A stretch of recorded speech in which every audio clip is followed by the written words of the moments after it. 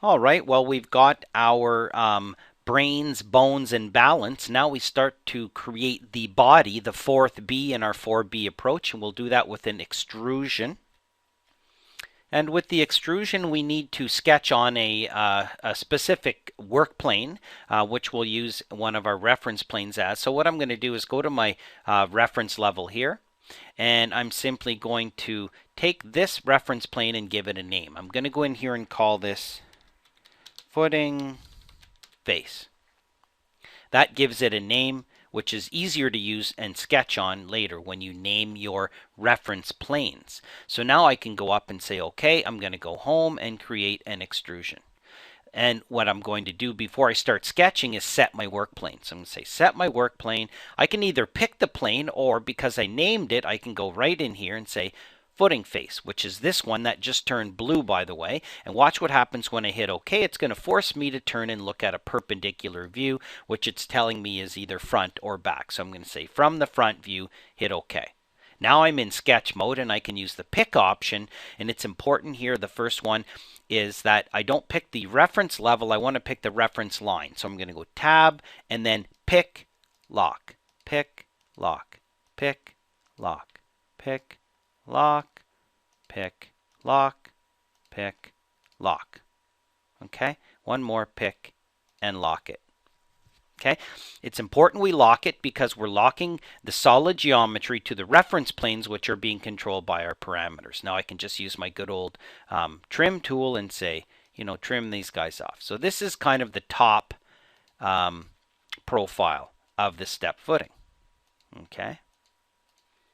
Now watch what else you can do. I can say align to here, the end point of here, and lock it. Okay, align to here. A lot of people don't know you can lock endpoints here and lock it. Now I'm going to just draw a regular line from here down to somewhere near there. Okay, I want it to be on there, but I'm going to align it just to make sure. Escape, escape, align to here, this guy, lock it. Now the last segment I don't have to align and lock because everything else is, so this is just going to follow it. Okay, escape, escape. Now, the depth or extrusion end, I can put in here, as a certain number, but I'm going to use parameters and alignment to do that anyway. So at this point, close polygon, that represents the thickness of the footing. Likewise, this segment down here, and then this will divide it by 3, and this gets divided by 3 based on these length and total height. So I say, okay, finish. Okay. Click out, go to my 3D view, and there's what I've got. Now I'm going to go to my reference floor plan, and I'm going to do another align to here, lock it, and align to here, lock it, escape, escape. Okay, now I'm just going to grab these guys and pull them over here so they're kind of out of the way. These look like they're doubled up, but if you zoom in, they are on top. It kind of does that on purpose, which is kind of nice. So I can go to my 3D view. I've done my brains, bones, balance. I've done the body. Now I'm going to balance again. Move this off to the side. Okay, and then I can go into my types dialog box and say, okay, the width is 5 feet, hit apply, perfect. Total length is, 11 foot 6, hit apply. Okay, total height differential is 7 foot 8, hit apply.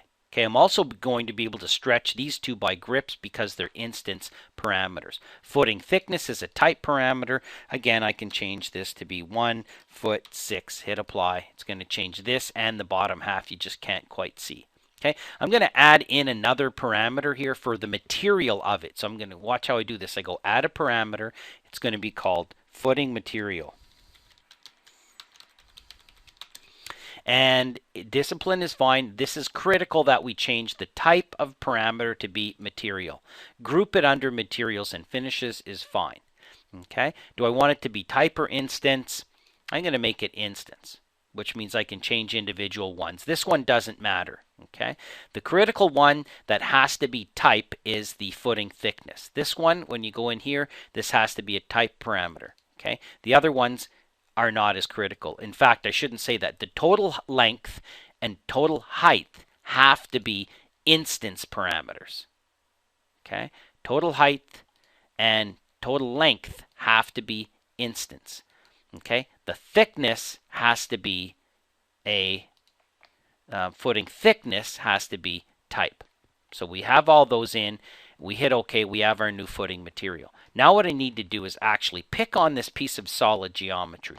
Go to its properties, and where it says material, pick the little parameter button here on the side and say your material is the property footing material. Hit OK. That will defer it to the project. So when I go in the project, I can pick on this guy and I'll have a property that says footing material, and then I can adjust it according to whatever material is being used at that time in that project. Okay, so let's just flex this one more time back into here. I can change the material. I don't want to. You just want to leave that just the way it is. Okay, footing width. Again, let's set this back to be about 3 feet. Total length, 8 feet. Total drop, 5 feet. Total thickness, 10 inches. Hit apply, boom, hit OK, we're done. Okay, and I can just go SD on the keyboard for shaded mode. Now we just need to save this. I go up here and say save as, family. I'm going to save it on my desktop. I'm going to call it 3stepfooting.rfa. Okay, you don't have to put the RFA, and save that on my, oh, I think I've already done it. I need to give it a new name. So let's just try this again. Save as, family, and I'll save it on my desktop, and I'm not going to call it 3-step footing. I'll call it DG, my initials, 3-step footing, just so it has a unique name. Now it's been saved. Now I can load it into my project. Okay, and we'll come back in our next lesson. We'll load this in the project and then adjust it in the project and see how it works.